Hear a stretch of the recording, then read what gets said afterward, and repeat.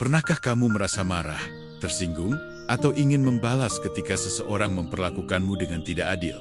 Itu wajar. Kita manusia. Tapi hari ini, mari kita berhenti sejenak dan bertanya pada diri sendiri.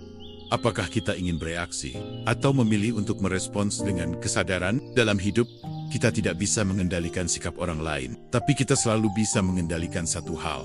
Cara kita berpikir dan bereaksi. Disinilah letak kekuatan kita yang sebenarnya. Bukan pada balasan yang setimpal, tapi pada ketenangan yang tetap utuh, meski dunia sekitar mencoba mengusiknya.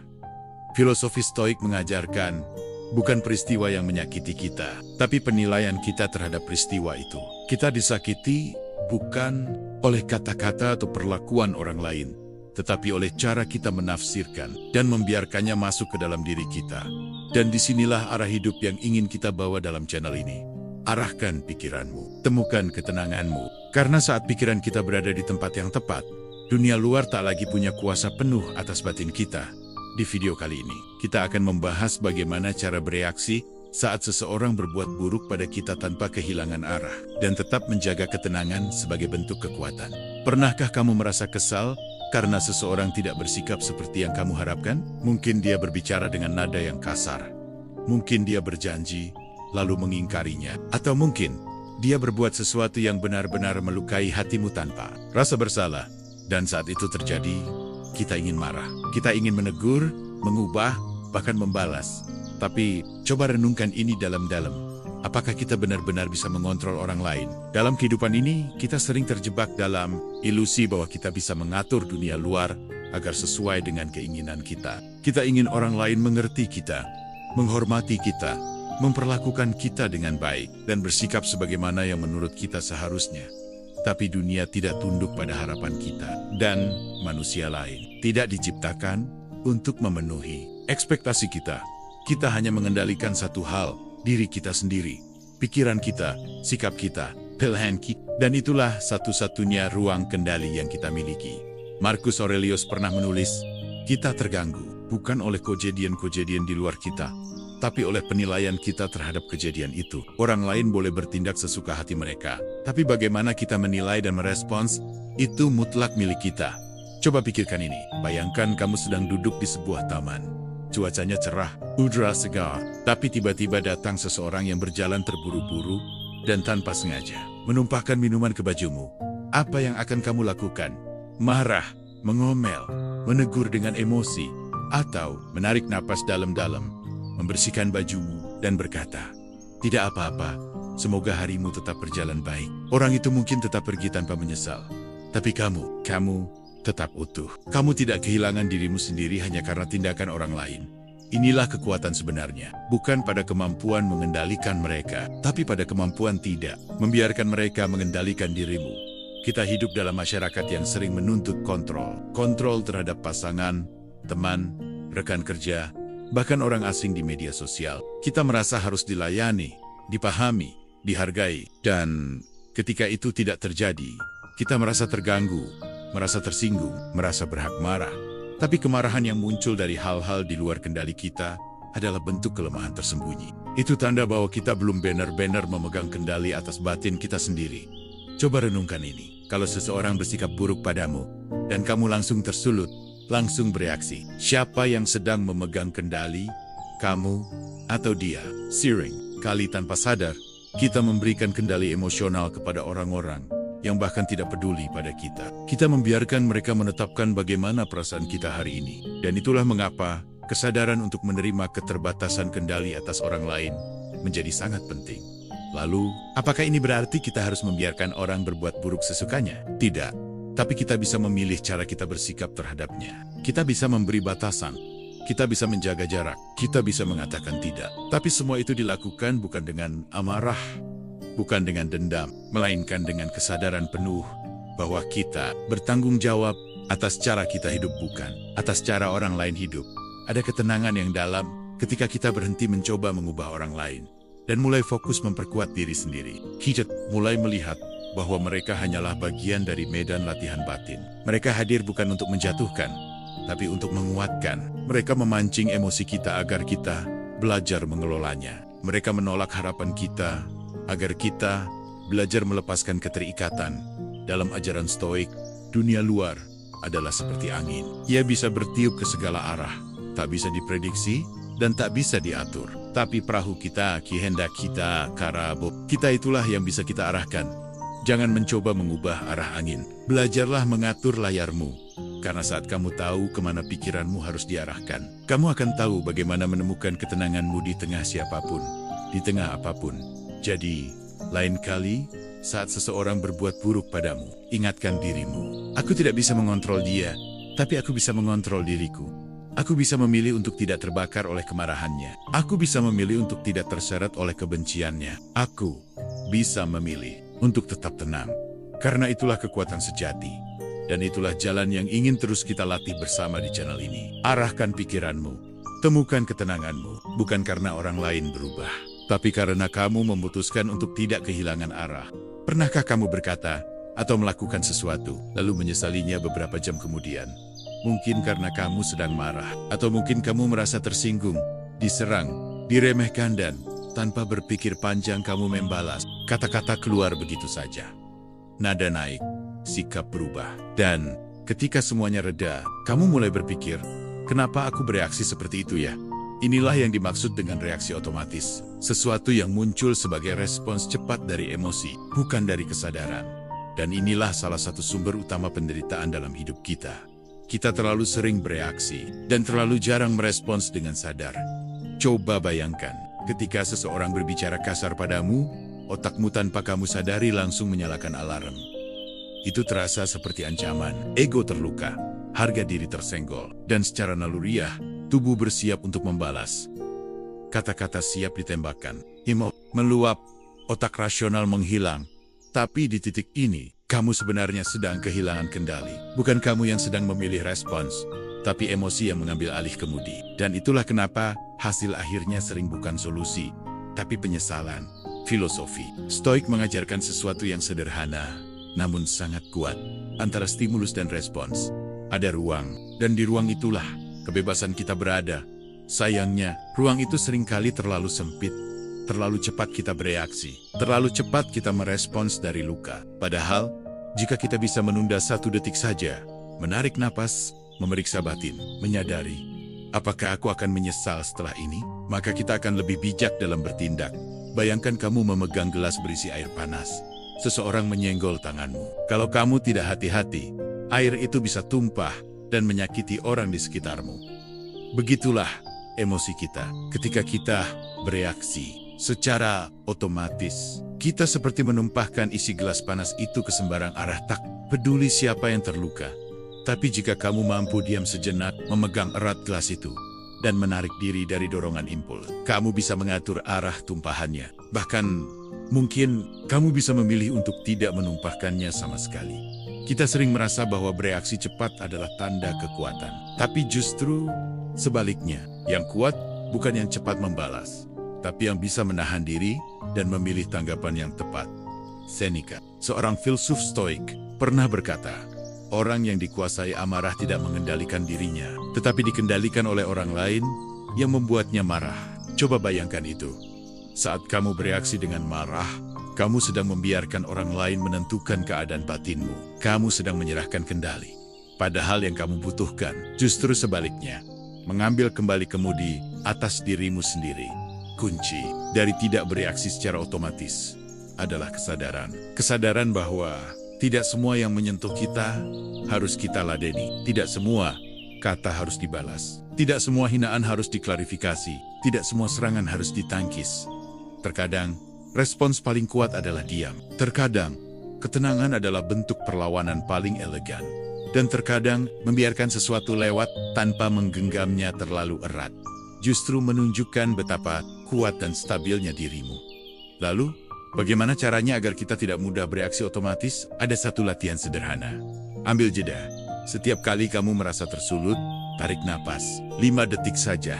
Hitung dalam hati. Sadari, ini hanya perasaan. Aku tidak harus bertindak dari perasaan ini. Tanya dirimu, apakah respons ini berasal dari nilai-nilaiku atau dari luka egoku? Apakah ini akan memperbaiki situasi atau justru memperkeruhnya? Apakah aku sedang memelihara batinku atau sedang memuaskan emosiku sesaat, pertanyaan-pertanyaan ini akan membantumu memperluas ruang antara stimulus dan respons. Dan di ruang itu, kamu bisa membuat pilihan.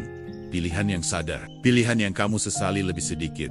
Hidup akan terus memberikanmu pemicu-pemicu. Akan selalu ada orang yang menyebalkan. Akan selalu ada situasi yang membuatmu ingin meledak. Tapi kamu harus jadi korban dari setiap pemicu itu. Kamu bisa memilih untuk tidak terjebak. Dan ketika kamu mulai memilih, ketika kamu mulai mampu menunda respons, saat itulah kamu mulai menguasai dirimu sendiri. Dan bukankah itu tujuan kita? Untuk hidup bukan sebagai budak emosi, tapi sebagai pengarah pikiran, ketenangan, bukan tentang dunia yang sunyi. Ketenangan adalah kemampuan untuk tetap diam. Bahkan ketika dunia berisik, ketenangan adalah kemampuan untuk berkata, "Aku tahu aku bisa membalas, tapi aku memilih untuk tidak kehilangan diriku." Itulah kekuatan sejati. Dan itu dimulai dari satu keputusan kecil untuk tidak bereaksi secara otomatis.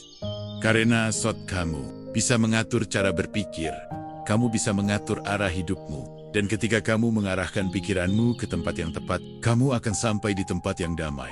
Arahkan pikiranmu, temukan ketenanganmu. Setiap hari, kita dihadapkan pada banyak hal yang bisa memancing emosi kita. Dari komentar pedas di media sosial, tatapan sinis orang yang tidak kita kenal, ucapan teman yang menyinggung tanpa sadar, hingga sikap orang terdekat yang terasa tidak menghargai kita. Dan seringkali kita langsung bereaksi. Kita kesal, kita tersinggung, kita bawa pulang ke dalam pikiran. Kita ulang-ulang kejadian itu dalam kepala seolah-olah semakin dipikirkan. Kita akan merasa lebih benar. Tapi yang terjadi justru sebaliknya. Lama dipikirkan, kita semakin lelah. Pernahkah kamu bertanya pada dirimu sendiri, kenapa aku membiarkan hal sekecil itu menyita pikiranku sepanjang hari? Kenapa aku masih marah? Padahal kejadian itu sudah berlalu sejak pagi tadi. Kenapa aku terus memutar ulang kata-kata mereka dalam kepala? Padahal mereka mungkin sudah lupa apa yang mereka katakan. Pertanyaan-pertanyaan ini membuka satu kesadaran penting. Tidak semua hal layak menguras energi kita. Bayangkan, batinmu seperti baterai. Setiap hari, kamu punya jumlah energi mental dan emosional yang terbatas. Pertanyaannya bukan hanya apa yang terjadi padamu, tapi di mana kamu memilih menghabiskan energimu. Apakah kamu ingin menghabiskannya untuk membalas komentar nyinyir dari orang yang bahkan tidak kamu kenal? Apakah kamu ingin membuang tenagamu untuk menjelaskan dirimu pada orang yang tidak berniat memahami? Apakah kamu ingin menguras hati untuk mempertahankan ego? Padahal yang kamu cari sebenarnya adalah damai. Setiap kali kita memilih untuk larut dalam hal-hal kecil yang mengusik kita, kita sedang mencicil kelelahan, sedikit demi sedikit. Sampai akhirnya kita merasa hampa, lelah, kosong tanpa tahu kenapa. Filosofi Stoik mengajak kita untuk menggunakan satu alat penting dalam menghadapi dunia. Pembedaan, apa yang layak diberi perhatian, apa yang harus dilepaskan saja, apa yang pantas dilawan, dan apa yang cukup disadari lalu dilewati. Epictetus pernah berkata, kebebasan sejati adalah ketika kita tidak diperbudak oleh hasrat untuk membalas atau membenarkan diri. Dan kebebasan itu lahir saat kita bisa dengan jujur bertanya, apakah ini penting? Apakah ini layak mendapatkan bagian dari damai batinku? Coba renungkan, berapa kali dalam hidupmu kamu marah karena hal kecil? Antrian yang terlalu lama, pengendara yang menyerobot jalan, ucapan teman yang terdengar sinis. Dan setelah itu, kamu merasa tidak enak seharian, bukan karena kejadian itu besar, tapi karena kamu mengizinkan hal kecil masuk terlalu dalam. Kita sering lupa, peristiwa tidak menentukan batin kita. Yang menentukan adalah cara kita memperlakukan peristiwa itu. Kalau kamu menganggapnya penting, ia akan mengurasmu. Kalau kamu menganggapnya biasa saja, ia akan berlalu. Lalu bagaimana caranya agar kita bisa lebih selektif dalam memberi perhatian? Latih satu pertanyaan ini dalam hati. Layak nggak ini aku pikirkan terus? Bukan karena kamu tidak peduli, tapi karena kamu belajar melindungi kedamaianmu. Bukan semua masalah harus diselesaikan dengan reaksi. Bukan semua kata harus dibalas. Kadang diam, kadang tersenyum, kadang melangkah. Pergi adalah pilihan terbaik. Ada kebijaksanaan dalam memilih untuk tidak meladeni. Ada kedewasaan dalam memilih ketenangan daripada pembuktian. Tentu, ini bukan berarti kita harus jadi pasif dan membiarkan orang merendahkan kita. Tapi, ada perbedaan besar antara memilih untuk tenang dan tidak punya prinsip. Orang yang kuat bukan orang yang membalas setiap gangguan, tapi orang yang tahu mana yang patut dihadapi dan mana yang cukup disenyumi. Orang yang bijak Bukan orang yang menang dalam debat, tapi orang yang bisa berkata, "Aku tidak perlu menang. Aku hanya ingin damai." Itulah kekuatan batin yang sedang kita bangun. Kekuatan untuk tidak membiarkan dunia luar menguras isi dalam kita. Setiap hari, dunia akan terus menguji kita. Akan ada banyak hal yang mengganggu. Tapi kamu punya pilihan. Apakah kamu akan memberikan pikiranmu pada semuanya? Atau kamu akan menjaga pikiranmu untuk hal-hal yang benar-benar layak? Arahkan pikiranmu.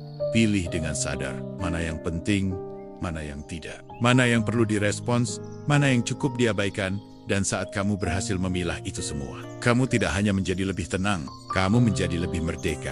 Maka sebelum kamu marah, sebelum kamu tersinggung, sebelum kamu menguras hati untuk hal kecil, tanyakan pada dirimu sendiri, apakah ini layak menguras energi hidupku?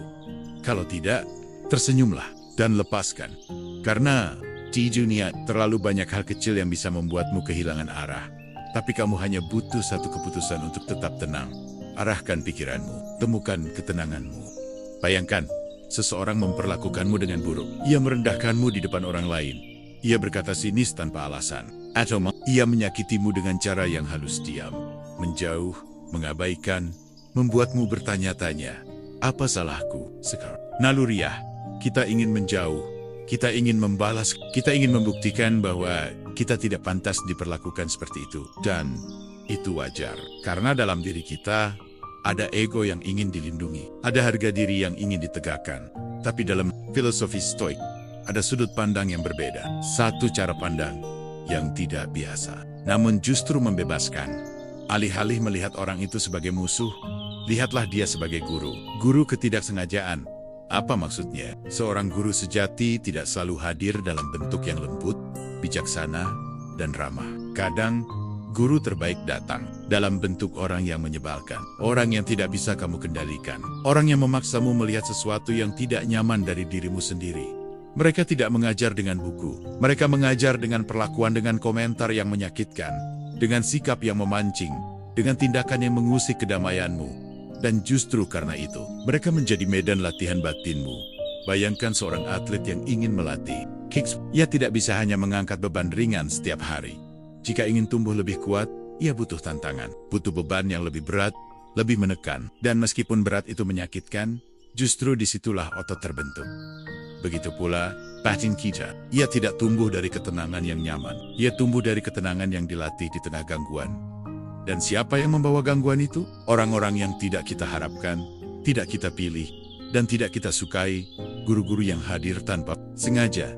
Marcus Aurelius pernah menulis, saat kamu bangun di pagi hari, sadarlah bahwa kamu akan bertemu dengan orang-orang yang menyebalkan, egois, kasar, dan tidak tahu diri. Tapi mereka semua hadir karena tidak tahu apa itu kebaikan. Dan kamu bisa memilih untuk tidak seperti mereka. Kita tidak disuruh untuk mencintai perilaku buruk. Kita tidak diwajibkan memuji ketidakadilan. Tapi kita diajak untuk melihat lebih dalam. Apa yang bisa aku latih dari peristiwa ini? Mungkin kesabaran. Mungkin pengendalian diri. Mungkin keikhlasan untuk menerima bahwa dunia tidak harus selalu adil. Dan setiap kali kamu bertemu seseorang yang membuatmu ingin meledak, ingatlah, kamu sedang diberi ruang untuk tumbuh. Pertanyaannya sekarang adalah, apakah kamu mau bertumbuh? Atau hanya ingin merasa benar? Seringkali, kita terlalu sibuk mempertahankan ego, sampai lupa bahwa di balik gangguan ini, ada latihan yang jauh lebih berharga. Latihan untuk menjadi pribadi yang lebih tenang, lebih kuat.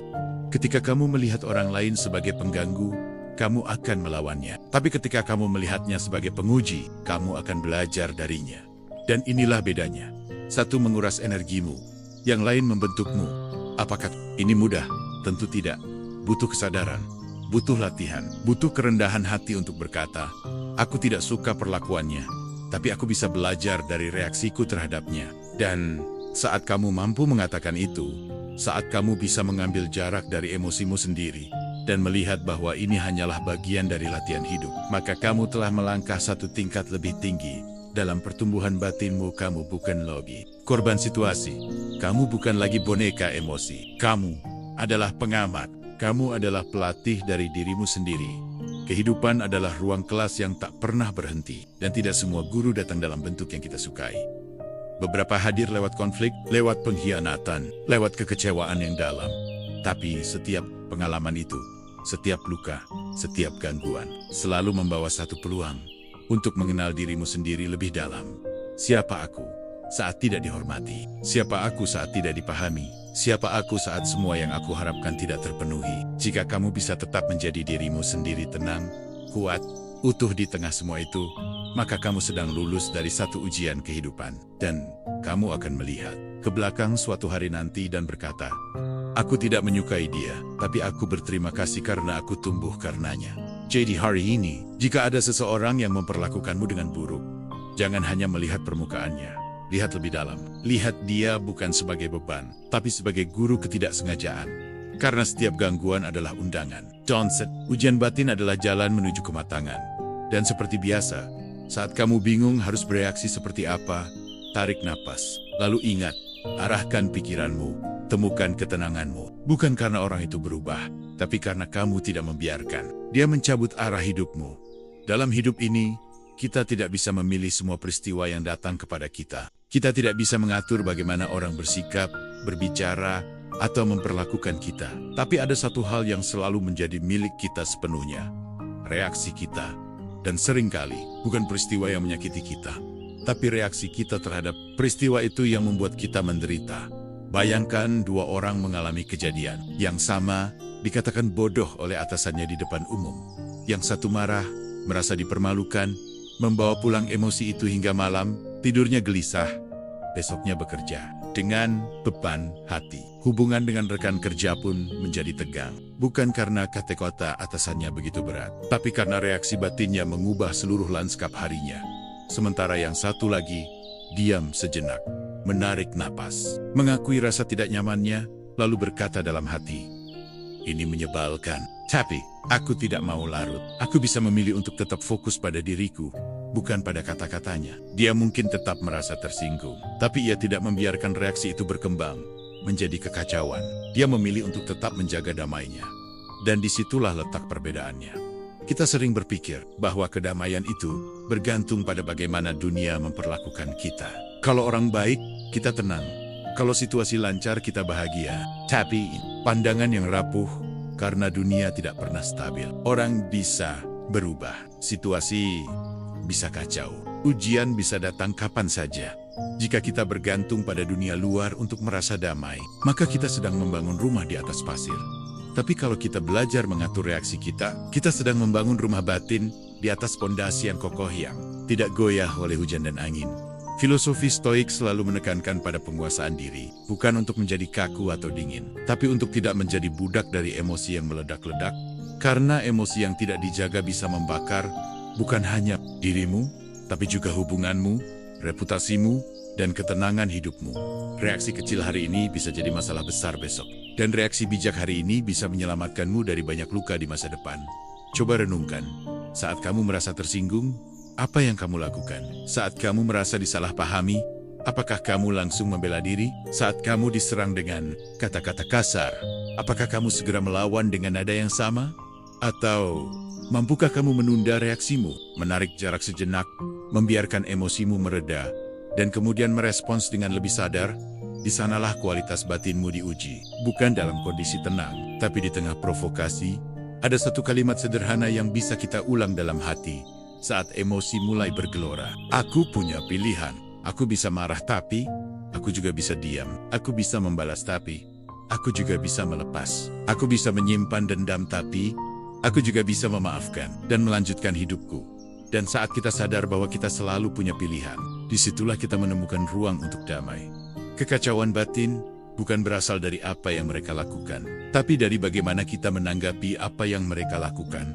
Seorang bijak pernah berkata, kalau kamu menyalakan api untuk membakar musuhmu, pastikan kamu tidak ikut terbakar. Seringkali, niat untuk membalas justru menjadi bumerang bagi kita sendiri. Kita pikir, kita sedang menghukum orang lain. Padahal kita sedang menyiksa batin kita sendiri. Kita terus mengingat kejadian itu, mengulang-ulangnya, memperdebatkannya dalam kepala. Dan saat itu terjadi, kita sedang memilih kekacauan daripada ketenangan maca hari ini. Mulailah bertanya pada dirimu, apakah reaksiku ini akan membawa damai, atau justru menciptakan badai? Kita tidak bisa menghindari semua konflik, tapi kita selalu bisa memilih bagaimana hadir dalam konflik itu. dengan emosi yang menggelegak, atau dengan kesadaran yang tenang. Kita tidak selalu bisa menjelaskan diri kita pada semua orang, tapi kita bisa menjelaskan pilihan kita pada hati kita sendiri. Dan kalau hatimu bisa berkata, "Aku memilih diam karena aku mencintai damai," maka kamu sudah menang bukan atas mereka, tapi atas dirimu sendiri. Jadi saat seseorang berkata buruk padamu, saat dunia tidak berjalan seperti harapanmu, dan kamu mulai merasa ingin meluapkan emosi, berhenti sejenak. Tanya dalam hati, reaksi ini akan menenangkan atau menghancurkan batinku? Karena pada akhirnya, kamu yang paling bertanggung jawab atas apa yang kamu rasakan, bukan mereka. Dan saat kamu bisa mengarahkan reaksi dengan kesadaran, saat itulah kamu menemukan kekuatan sesungguhnya. Kekuatan untuk tetap tenang, bukan karena dunia baik, tapi karena kamu memilih untuk tidak ikut rusak oleh dunia. Arahkan pikiranmu, temukan ketenanganmu, karena hidup bukan tentang bagaimana mereka bersikap, tapi tentang bagaimana kamu merespon setiap langkah. Saat seseorang menyakiti kita, reaksi alami yang muncul biasanya adalah marah, kecewa, atau ingin membalas. Kita merasa dizalimi, diperlakukan tidak adil, lalu muncul pikiran seperti, kenapa dia begitu kejam? Apa salahku sampai aku diperlakukan seperti ini? Apa dia tidak punya hati? Tapi di balik semua pertanyaan itu, ada satu pertanyaan yang jarang kita ajukan, namun sangat penting untuk direnungkan. Dari luka seperti apa orang ini sedang bertindak? Karena seringkali, apa yang mereka lakukan padamu tidak selalu tentang dirimu, tapi tentang apa yang sedang mereka bawa di dalam diri mereka. Setiap orang berjalan membawa beban. Ada yang tampak bahagia, tapi hatinya penuh luka masa kecil. Ada yang tampak kuat, tapi menyimpan trauma yang belum selesai. Ada yang kasar bukan karena benci, tapi karena tidak pernah diajarkan cara mencintai dengan sehat. Dan tanpa sadar, luka-luka itu merembes keluar dalam bentuk perilaku. Sikap dingin, kata-kata menyakitkan, penolakan tanpa alasan, kritik yang meledak-ledak, atau bahkan keinginan untuk merendahkan orang lain, hanya karena mereka sendiri merasa kecil di dalam. Filosofi Stoik mengajarkan kita untuk melihat manusia apa adanya, bukan apa maunya kita. Marcus Aurelius menulis dalam Meditations, saat seseorang menyakitimu, cobalah untuk melihatnya sebagai seorang pasien, bukan sebagai penjahat. Bukan karena dia benar, tapi karena dia sedang menderita dan tidak tahu cara lain untuk menyampaikan penderitaannya. Ini bukan pembenaran, ini adalah pemahaman. Dan pemahaman adalah jembatan pertama menuju ketenangan. Coba bayangkan seseorang berkata kasar padamu tanpa alasan. Kalimatnya tajam, nadanya tinggi, kamu merasa diserang. Tapi tiba-tiba kamu tahu orang itu baru saja kehilangan orang tuanya, atau mungkin sedang terlilit utang, atau mungkin tumbuh dalam keluarga yang tidak pernah mengajarkan kelembutan. Apa yang kamu rasakan berubah, bukan? Kamu mungkin tetap tidak menyetujui ucapannya, tapi kamu bisa mengerti konteksnya. Dan ketika kamu mengerti konteks, hatimu melembut. Egonya tetap kasar, tapi hatimu tidak ikut terbakar. Inilah kekuatan dari sudut pandang yang bergeser. Empati, bukan karena mereka pantas dimaklumi, tapi karena kamu pantas untuk tidak tenggelam dalam amarah. Kita tidak pernah tahu medan perang seperti apa yang sedang orang lain hadapi. Tapi kita selalu tahu satu hal, setiap perilaku buruk selalu punya akar yang dalam. Dan akar itu hampir selalu adalah luka. Ketika kita menyadari ini, kita mulai belajar memisahkan dua hal. Orang itu dan perlakuannya. Perlakuannya bisa salah, tapi adalah manusia yang juga sedang berjuang dengan caranya yang mungkin keliru. Penting untuk diingat, memahami bukan berarti membenarkan, dan memaafkan bukan berarti melupakan. Tapi ketika kamu memahami bahwa mereka bertindak dari luka, kamu sedang melindungi dirimu sendiri dari menjadi korban yang kedua. Korban pertama mungkin mereka, tapi jika kamu membalas dengan amarah, kamu menjadi korban kedua, korban dari siklus luka yang terus diwariskan. Dan kita tidak perlu menjadi bagian dari rantai itu. Kita bisa memilih untuk menjadi pemutus. Orang yang cukup sadar untuk berkata, cukup sampai di aku. Aku tidak akan meneruskan luka ini ke orang lain. Ini bukan hal mudah.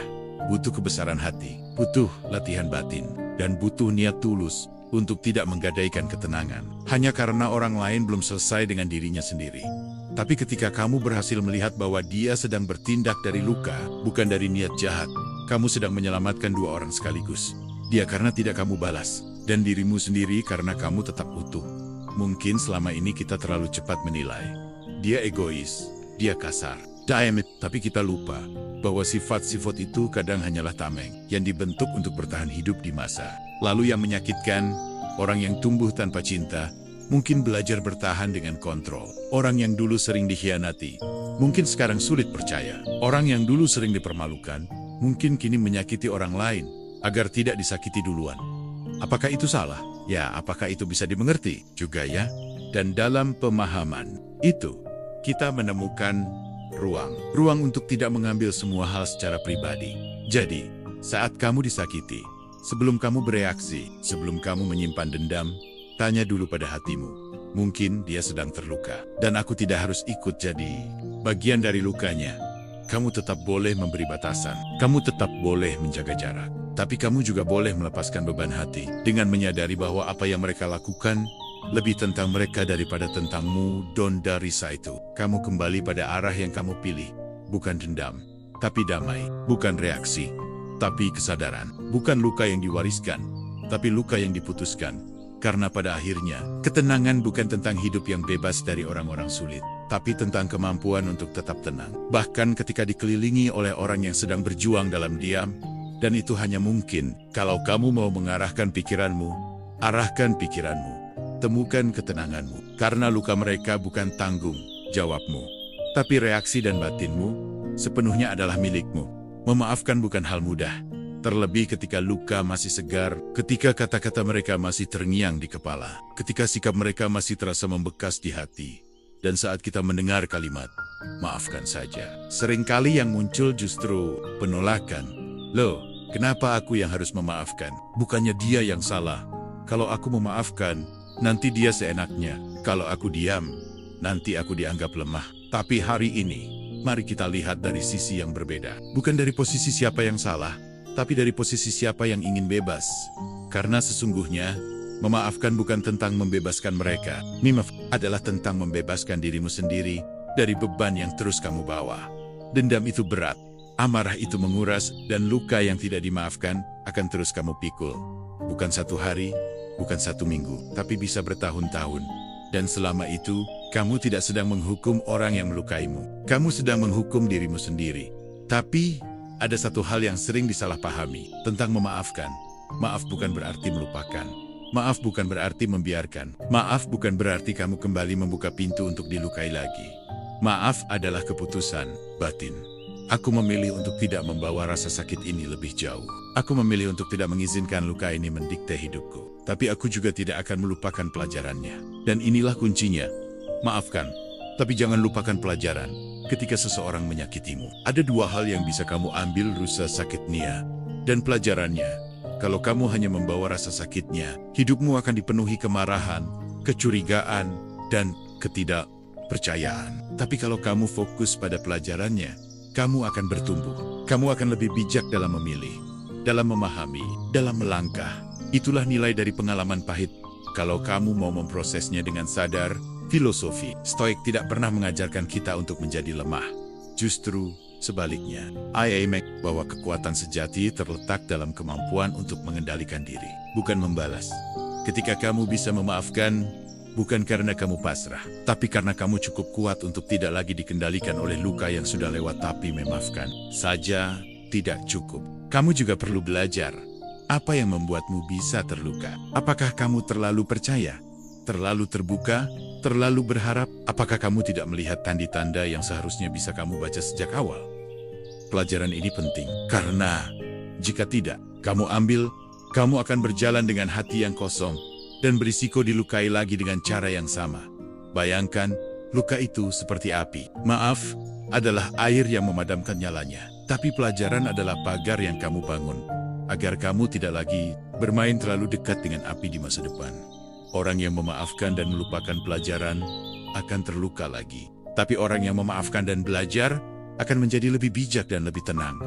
Maaf bukan bentuk kelemahan. Maaf adalah bentuk keputusan sadar untuk tidak hidup dalam bayang-bayang masa lalu.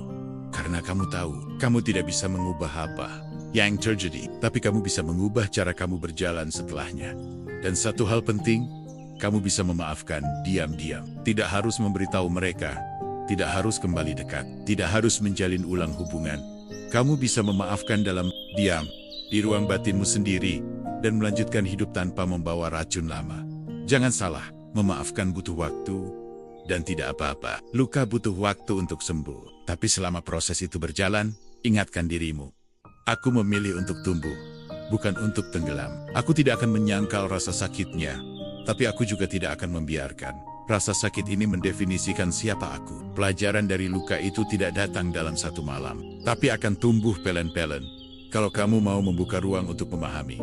Jadi, kalau hari ini kamu sedang disakiti atau sedang menyimpan amarah lama yang belum kamu lepaskan, beranilah bertanya, apa yang bisa aku pelajari dari ini? Apa batasanku ke depan? Bagaimana aku bisa melangkah tanpa membawa beban lama dari sana? Kamu bisa mulai pelen-pelen berkata dalam hati, aku maafkan. Bukan karena dia layak, tapi karena aku layak untuk bebas. Karena hidup ini terlalu singkat untuk disandera oleh masa lalu, dan terlalu berharga untuk terus dijalani dalam kepahitan. Lepaskan racunnya, ambil hikmahnya, dan berjalanlah lebih sadar. Arahkan pikiranmu, temukan ketenanganmu, karena luka akan datang, tapi kamu bisa memilih untuk tidak hidup di dalamnya selamanya. Pikiran kita tidak pernah diam, ia terus bergerak. Seperti aliran sungai yang tak pernah berhenti mengalirkan gambaran, dugaan, harapan, ketakutan, penyesalan, boken amora. Dan ketika seseorang menyakiti kita, pikiran itu bisa menjadi liar. Ia bisa menciptakan skenario balas dendam. Ia bisa mengulang kejadian yang sama berkali-kali dalam kepala. Ia bisa melebih-lebihkan apa yang terjadi, membuat luka yang kecil terasa seperti tragedi yang dalam. Lalu tanpa sadar, kita percaya sepenuhnya pada isi kepala kita. Padahal, tidak semua yang kita pikirkan adalah kebenaran. Banyak di antaranya hanyalah reaksi, refleks, dan jika tidak kita sadari, kita bisa menjadi tawanan dari pikiran kita sendiri. Disinilah latihan. Stoik mengajarkan satu hal penting. Belajarlah menjadi penonton pikiranmu. Bukan penolak, bukan penekan, tapi penentan. Bayangkan, dirimu duduk di bangku penonton dalam sebuah bioskop. Layar di depanmu memutar film berjudul Isi Kepala Saya. Setiap adegan, setiap dialog, setiap emosi itu muncul dari pikiranmu sendiri. Dan tugasmu bukan untuk langsung bereaksi, tapi untuk mengamati. Latihan ini mungkin terdengar sederhana, tapi efeknya luar biasa. Ketika kamu bisa duduk sebagai penonton dari pikiranmu, kamu menciptakan jarak, dan jarak itu memberi ruang. Ruang untuk tidak langsung terbakar, ruang untuk tidak langsung menilai, ruang untuk tidak langsung terseret oleh ombak emosi. Sebaliknya, kamu mulai bisa bertanya, apakah ini benar? Apakah ini bermanfaat untuk dipikirkan sekarang? Apakah ini cuma ego yang bicara? Apakah ini pikiran lama yang muncul karena luka yang belum sembuh? Dan dari pertanyaan itu, tumbuhlah kesadaran. Kesadaran bahwa kita bukan pikiran. Kita adalah kesadaran yang mengamati pikiran. Filsuf Epictetus pernah berkata, bukan peristiwa yang mengganggu kita, tapi cara kita berpikir tentang peristiwa itu. Dan cara kita berpikir bisa sangat berbeda ketika kita berhenti untuk mengamatinya terlebih dahulu, bukan langsung larut di dalamnya. Misalnya, ketika seseorang menyakitimu dan pikiranmu berkata, aku tidak berharga, aku selalu gagal dalam hubungan, aku tidak layak dicintai. Apakah pikiran itu benar, atau hanya suara lama dari luka lama? Jika kamu percaya begitu saja, kamu akan hidup dalam rasa rendah diri. Tapi jika kamu mengamati pikiran itu, kamu bisa berkata, oh, itu hanya pikiran, bukan fakta. Itu suara masa lalu, bukan kenyataan hari ini. Dan di momen itu, kamu tidak lagi menjadi budak dari pikiran. Kamu menjadi tuannya. Latihan menjadi penonton. Pikiran ini bukan pelarian, bukan juga bentuk pasif. Justru, sebaliknya. Ini adalah latihan kesadaran yang aktif. Karena ketika kamu tahu apa yang sedang terjadi di dalam kepalamu, kamu punya kekuatan untuk memilih. Apakah aku ingin percaya pada pikiran ini? Apakah aku ingin bereaksi atau diam? Apakah ini sejalan dengan nilai yang aku pegang? Kebebasan sejati bukan hanya soal tindakan. Kebebasan sejati dimulai dari batin. Kebebasan untuk tidak mengikuti semua isi pikiran. Bayangkan kalau setiap pikiran di kepala kita adalah undangan. Ada undangan untuk marah, ada undangan untuk membalas, ada undangan untuk menyalahkan diri sendiri, dan ada juga undangan untuk tenang, untuk memaafkan, untuk melepas. Menjadi penonton pikiran, artinya memeriksa setiap undangan. Sebelum hadir, kamu tidak harus datang ke semua undangan yang muncul di kepala. Kamu bisa berkata, terima kasih, aku tahu kamu hadir karena rasa takutku, tapi aku tidak akan datang kali ini. Terima kasih. Aku tahu kamu ingin membalas, tapi aku memilih diam demi ketenanganku sendiri. Latihan ini tidak selesai dalam sehari, tapi semakin sering kamu melatihnya, semakin kamu bisa mengenali pola pikiran yang selama ini menguasaimu. Kamu akan mulai sadar bahwa banyak luka yang kamu rasakan hari ini bukan karena apa yang orang lain lakukan, tapi karena apa yang kamu lengulang di kepala tanpa kamu sadari. Dan semakin kamu bisa duduk sebagai penonton, semakin kamu dekat dengan ketenangan. Mungkin kamu bertanya, apa gunanya semua ini? Untuck, apa jadi penonton kalau dunia tetap menyakitkan? Jawabannya, karena dengan menjadi penonton, kamu tidak lagi terbakar oleh apinya. Kamu tidak lagi tarimbangaming oleh arus reaksi otomatis. Dan kamu bisa memilih respons yang sesuai dengan siapa kamu ingin menjadi. Itulah kekuatan batin yang sejati, bukan yang mengontrol orang lain, tapi yang mampu mengamati dan mengarahkan dirinya sendiri. Jadi, kalau hari ini kamu sedang terseret oleh emosi, terbawa oleh pikiran negatif, hanya duduklah sebentar. Tarik napas, lihat pikiran itu dari kejauhan, dan katakan dalam hati, aku melihatmu. Tapi aku bukan kamu. Kamu bukan pikiranmu. Kamu bukan emosimu. Kamu adalah kesadaran di balik itu semua.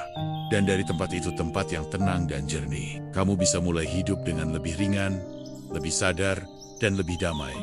Arahkan pikiranmu. Temukan ketenanganmu. Bukan dengan mengusir pikiran, tapi dengan belajar mengamatinya. Tanpa harus selalu menuruti apa yang ia bisikan. Apa yang sebenarnya kita cari dalam hidup ini? Banyak orang menjawab, kebahagiaan. Sebagian lagi bilang, kebebasan. Ada yang mengejar uang, status, atau cinta.